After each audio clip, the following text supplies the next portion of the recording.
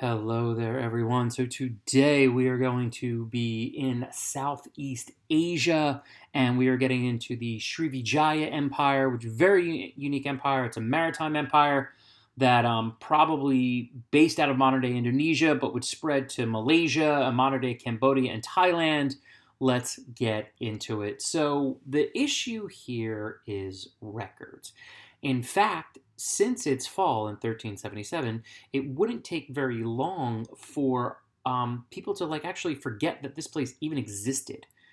It had to be pieced together through records, most of which from the outside. A lot of records, we do have people writing about it from China. We do have records of it by Buddhist pilgrims because this would be an important place to go to for Buddhists. We do have some early inscriptions, which we believe help to form the modern day Malaysian dialects. But like I said, for the most part, this place was actually forgotten from probably like the 1500s. People probably still remember it in the 1400s, maybe around the 1500s or so. It's like pretty much gone, and then nothing is really known about it, including by the people who lived there, mind you, until the 1920s, and with discoveries from some outside archaeologists and then putting together the sources that they find. And so we're pretty sure it exists. I say we because clearly I'm a historian. We're pretty sure it exists. And so today I'm just going to get into kind of the rise and fall of it and what we've been able to piece together. So the foundation of this empire was in Palembang, the city of Palembang, which is on the island of Sumatra, which of course is part of Indonesia. It probably started somewhere around the 700s. Water is going to be a big issue for them, which I'll be talking about a little bit later. We do have someone who is the attributed founder. That's actually a statue of him on the right there. Daputa Hyang Sri Jayanasa. The Sri, of course, Srivijaya. And that's what we know from the beginnings. It is possible that they might have been like an outside invader force.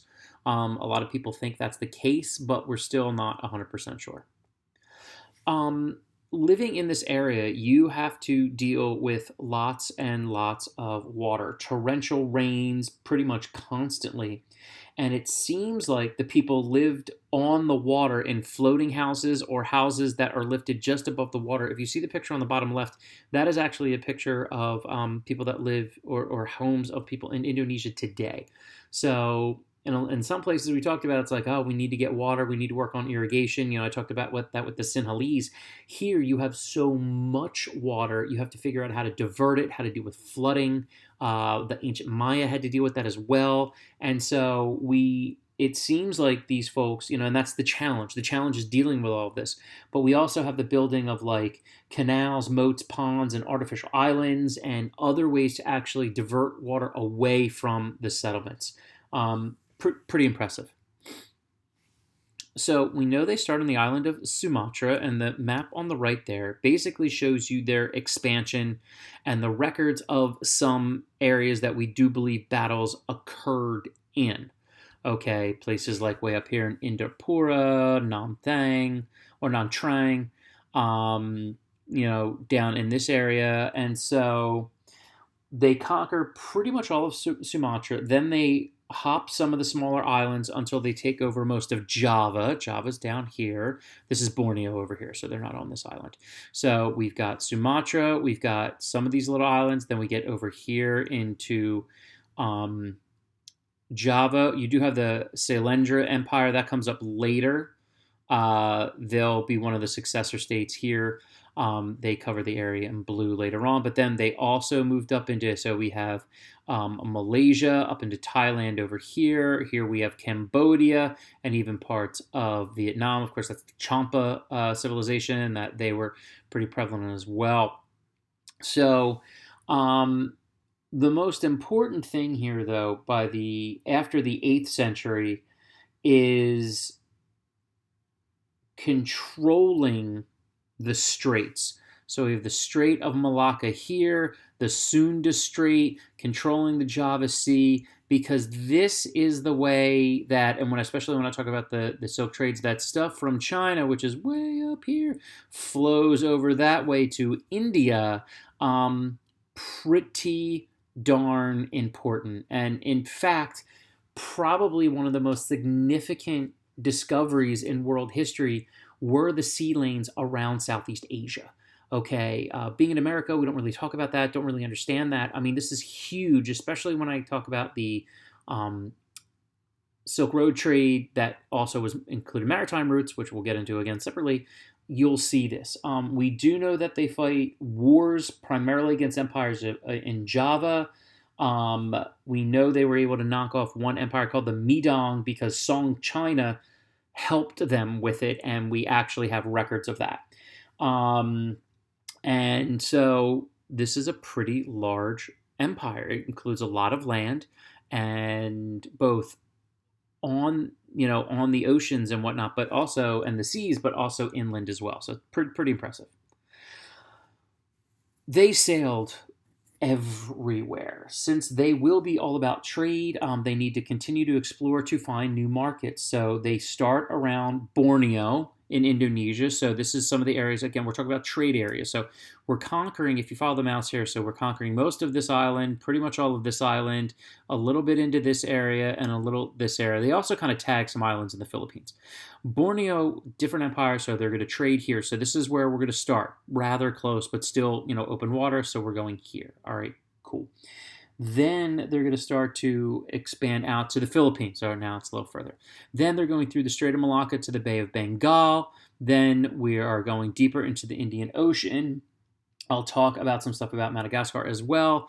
But the entire Indian Ocean basically was in range for these sailors, which is absolutely incredible.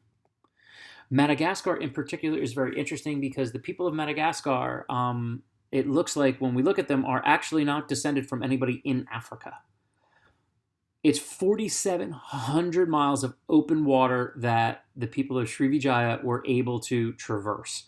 And maybe some Polynesians even a little bit before that. The Srivijayans fall into this group referred to as Polynesians.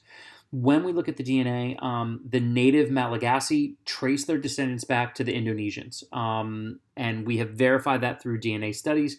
And actually, when we look at the local languages, it's basically a combination of Javanese and Sanskrit, which makes sense because as they start to interact with the Indian empires, that gives them more access to writing. And there you go. So interesting things. That's the cool baobab tree if you look on the bottom left because it's just a cool tree. So it's Madagascar. They only grow in Madagascar. I got to show it. So no lemurs, but that's okay. All right. Eventually they will go into decline. Starting in the 1000s, they have to deal with piracy. They're a maritime empire. People don't feel like actually doing the hard work, so piracy. Major problem.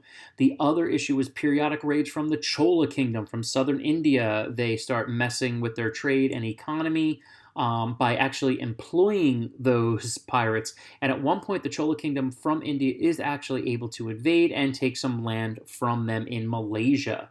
Likely, we think the attacks were as a result of a trade dispute, but smaller empires in Java start to push back in the 1200s. And in the end, really, it's the rising power of Majapahit, which will take them out. Okay, so Majapahit is going to be able to conquer Srivijaya. However, some of the people, and it seems like the evidence of here, is that the descendants of the royal family skip out and are able to get to Singapura, which will eventually become Singapore, and found the Sultanate of Malacca, which is part of Malaysia as well as Singapore today. So the successors are going to be able to hang on for a little while, but thus Srivijaya will be gone. And the conquest, of course, as I've mentioned, is complete because we didn't even know that they were there. That's how you know how devastating the takeover of them by Majapahit, which we will watch a series of videos on as well, are able to take them out. So hopefully, again, you learned a little bit about a new empire here. We'll get into some of their culture and economics in a little bit, but I'll see you guys soon.